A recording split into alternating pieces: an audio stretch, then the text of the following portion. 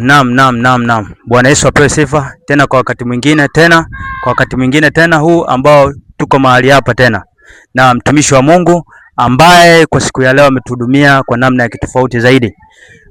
Kuna mtu anaweza kujiuliza, vijana waokoki, vijana wampokee Yesu Kristo, vijana wako mbali, wanafanya mambo ambayo ya anasa, mambo ambayo yampendezi Mungu. Lakini sikia nikwambie ndugu ambaye unatutazama mahali hapa, vijana wanaokoka na vijana tuko ndani ya Yesu Kristo. Pastor, karibu sana. Asante sana. Naam, kwa majina utaenda kujitambulisha, unaitwa Pastor nani? Karibu. Okay. Ongea. Majina yangu naitwa Mkombozi Leuson Muungulu. Namshukuru Mungu sana kwanza kwa kupata nafasi hii nzuri ya kuweza kusema maneno machache kuhusiana kwa habari ya uokovu. Kama nilivyokwisha kujitambulisha, ndo majina yangu. Amen. Ni mtumishi wa Mungu.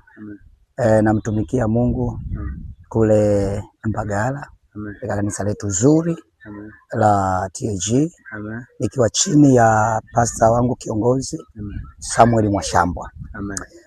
Kwa habari ya jambo ambalo umetaka niweze kulizungumza, habari ya wokovu. Kwanza, wokovu ni mpango wa Mungu. Ni mpango wa Mungu wa kuweza kumwokoa mwanadamu.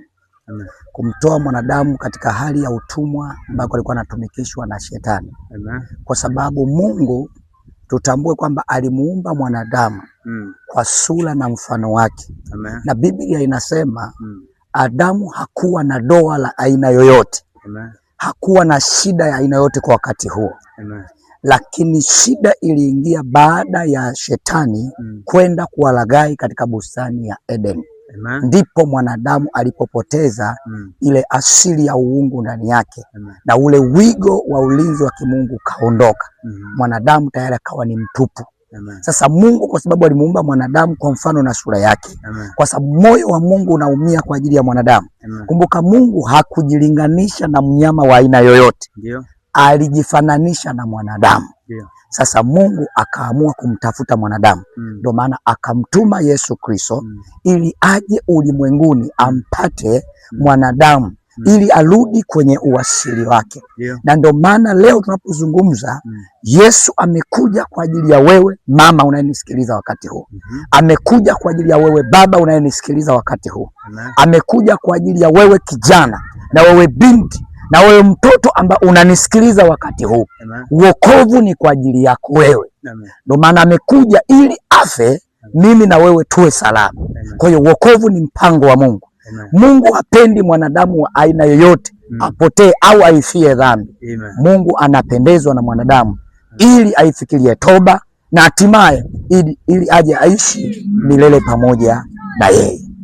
Amina. Pastor, kuna swali kidogo nataka nikuulizie. Vijana wengi wenye lika la ujana huwa wanakasumba, wanasema kwamba wanakula kwanza ujana. Kisha kula kwanza ujana, sijui uzeni itakuwaje. Sasa yule ambaye anasema anakula kwanza ujana akiwa nje ya Kristo, naongelea ambao wako nje ya Kristo, ambao bado hajampokea Yesu Kristo. Maana aliyempokea Yesu Kristo hawezi akasema anakula ujana, bali ataula ujana ndani ya Yesu Kristo. Sasa yule ambaye yuko nje ya Yesu Kristo, namwambia nini? Aje kwa Yesu ili aje furahie na Yesu au afanye nini? Okay. Amen. Kwanza kabisa nataka niseme yule ambaye anasema ya kwamba ale kwanza ujana alafu ndo aje pengine abadilike baadaye. Kwanza niseme ni adui anapokuja au shetani anapokuja kwa mtu huwa anapovusha ufahamu. Tambua kwamba hauijui kesho. Umeona? Wewe unajua leo wakati huu unapoishi sasa hivi. Lakini je, kesho unaijua? Anaijua kwamba tafika uzeeni ni nani? Amen. Biblia inasema wakati uliokubalika ni sasa. Majira haya ndio majira ambayo ya wewe kijana unatakiwa ubadilike ili uje kwa Yesu. Huko mbeleni unakutaka wewe kwamba utafikia, yamkini uweze kufika. Na ndivyo ilivyo, huwezi kufika kwa sababu Mungu ndiye anayejua maisha yako wewe. Je, kama utakufa ungali bado kijana? Je, huo au maisha unayotaka mpaka uende uzeeni ni lini? Kwa adui amekupovusha ufahamu.